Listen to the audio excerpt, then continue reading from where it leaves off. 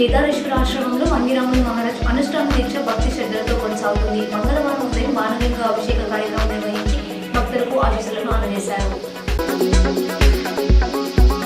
మంగళవారం సందర్భంగా నగరంలోని సార్వజనిక గణేష్ శుభంకరతి కళ్యాణ గణపతి ఆలయంలో అర్చకులు ప్రత్యేక పూజలు చేశారు. పెద్ద ఎత్తున భక్తులు పాల్గొన్నారు.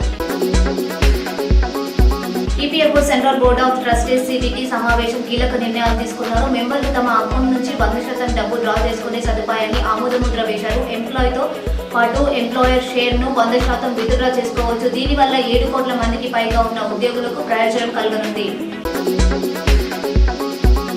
చలికాలం సమీపించిన నేపథ్యంలో విధి నిర్వహణలో పోలీసులకు ఉపయుక్తంగా ఉండే ఉలెన్ జాకెట్స్, ఓవర్ సాక్స్లను నిజామాబాద్ సిపి సాయి చైతన్య అందజేశారు. ఈ మేరకు సోమవారం కమిషనరేట్ కార్యాలయంలో ఏఆర్ సివిల్ పోలీస్ సిబ్బందికి ఉలెన్ జాకెట్స్ అందజేసి పలు సూచనలు చేశారు. ప్రజావాణి కార్యక్రమంలో భాగంగా సోమవారం నిజామాబాద్ సిపి సాయి చైతన్య ఫిర్యాదుదారుల నుంచి అర్జీలను స్వీకరించారు. వివిధ ప్రాంతాల నుంచి వచ్చిన ప్రజలు తమ సమస్యలను సిపికి విన్నపించారు. మొత్తం 20 ఫిర్యాదులు వచ్చినట్లు తెలిపారు. వాటి పరిష్కారానికి చట్టపరమైన చర్యలు తీసుకోవాలని సంబంధిత అధికారులకు సూచించారు. జూబ్లీ హిల్స్ లో ఓట్ చోరీ జరిగిందని స్టేట్ చీఫ్ ఎలక్షన్ కమిషనర్ కు కేటీఆర్ ఫిర్యాదు చేశారు. చిన్న ఇళ్లున్న ప్రాంతాలలో అపార్ట్మెంట్లు ఉన్నట్టు క్రియేట్ చేసి వందల కొద్ది ఫేక్ ఓట్లు సృష్టిస్తున్నారని ఆయన దృష్టికి తీసుకెళ్లారు.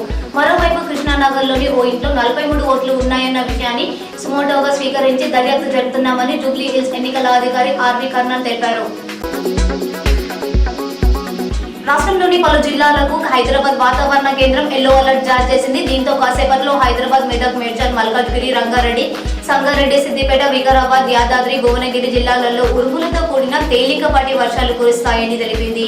గాలి వేగం గంటకు 40 కిలోమీటర్ల కంటే తక్కువగానే ఉంటుందని పేర్కొంది.